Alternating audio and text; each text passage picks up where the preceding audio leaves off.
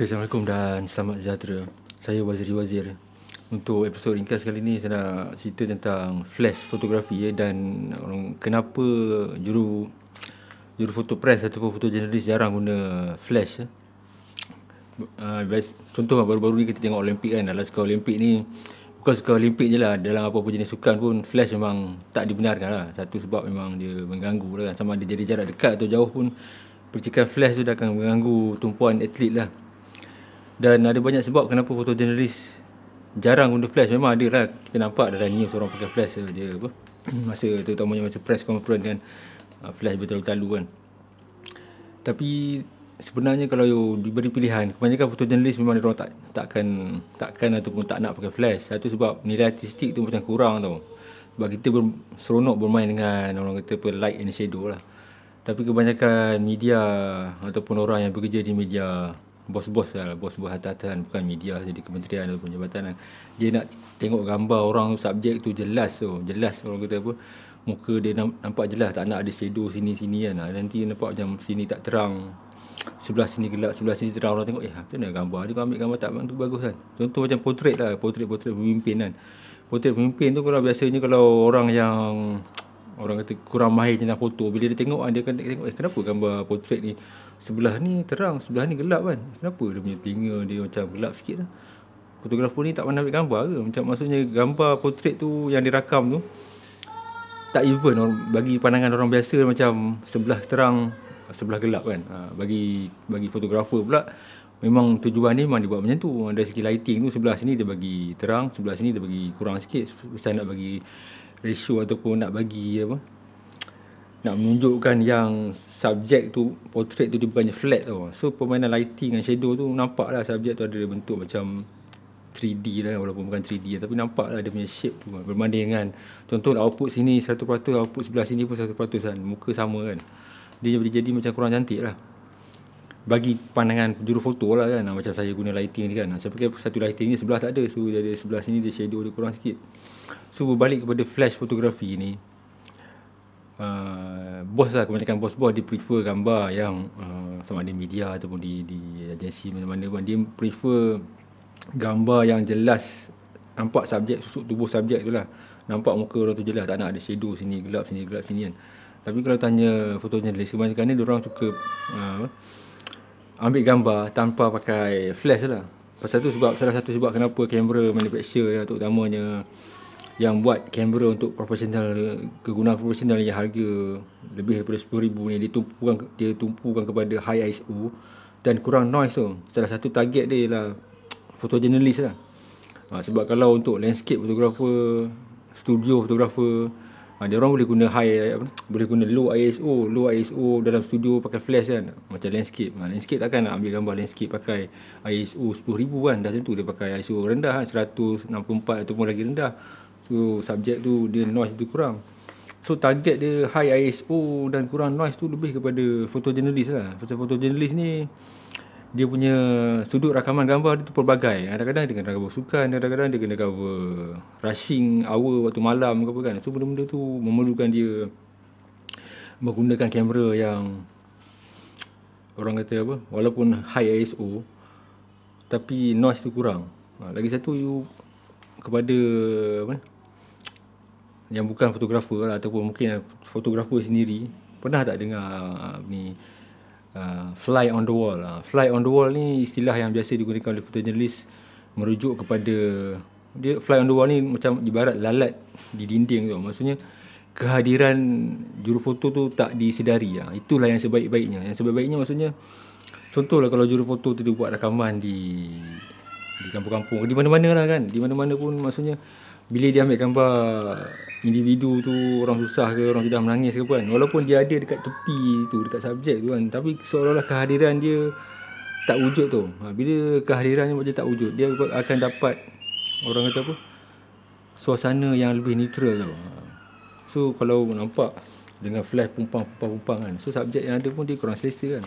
Jadi so banyak sebab lah. Ada satu lagi, saya pernah juga cover, ada satu presiden daripada sebuah negara ni, dia punya pegawai khas dia kata no flash photography.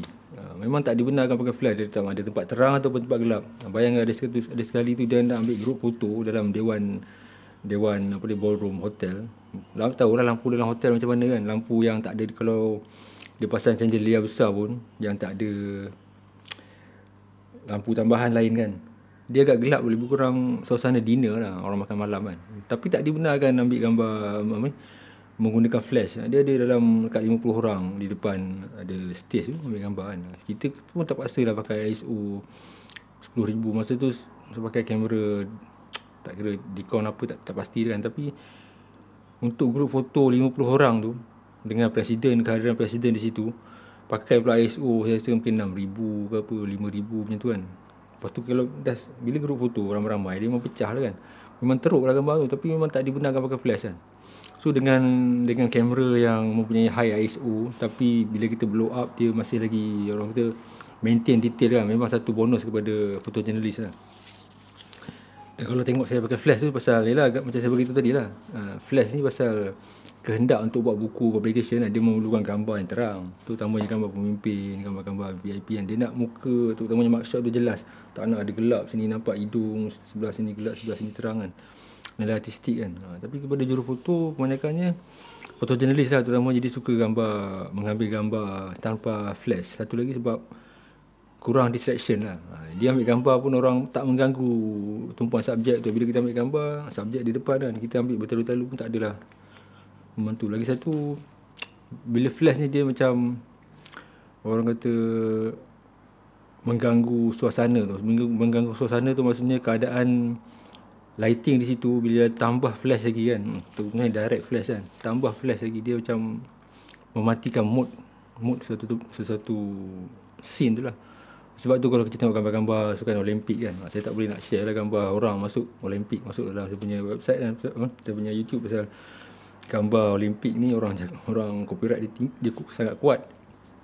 So kalau kita tengok gambar-gambar Olimpik, tengok gambar-gambar sukan indoor kan, indoor dalam di gimnasium ataupun masa pertandingan gimnastik, pertandingan lawan pedang apa semua, tengok dia punya keadaan dia dramatik kan. Dramatik pasal jurufoto yang merakam gambar tu menggunakan lighting yang sedia ada dalam tu. Nak pakai flash memang tak boleh lah kan. Memang orang kata diharamkan lah, pasal benda tu akan mengganggu. Kita tengok main badminton, main sukan-sukan, aksi-aksi dasar kan, semua benda tu memerlukan high ISO. Dan fotojournalis yang buat kerja ataupun yang mengambil gambar di sukan Olimpik ataupun di sukan apa jenis sukan lah kan, dia orang ada setengah tu memang dia full time dia ambil sports fotografi, ada setengah tu okey, sebulan dia ambil gambar sport ataupun seminggu 2 minggu kan gambar-gambar sport. Ada masa yang lain dia ambil gambar biasa je, gambar PC,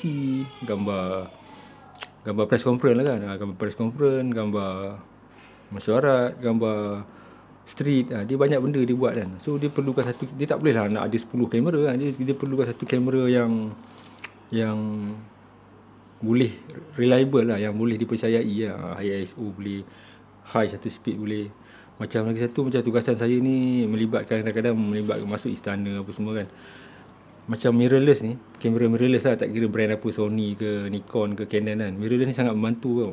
Sebab kadang-kadang kalau kita guna kamera yang ada cermin ni, yang ada DSLR yang ada cermin naik tu, dia bising tau, mengganggu. Ada masanya kadang-kadang saya berdiri di sebelah singgasana Sultan kan. Jarak lebih kurang mungkin dalam 5 meter ataupun dekat lah, lebih kurang dekat lah kan. So bila kita nak ambil gambar tu, kadang-kadang kita takut juga pasal bila kita nak ambil gambar continuous, dia bunyi shutter tu macam mengganggu. Kadang-kadang Sultan dia sedang bertitah kan. Kita risau nak petik gambar pasal takut dia punya bunyi shutter tu mengganggu. Kita pun takut bunyi shutter ni masuk dalam mic kan. Itu salah satu. Lagi satu pakai flash. Flash memang untuk dalam istana memang tak dibenarkan lah.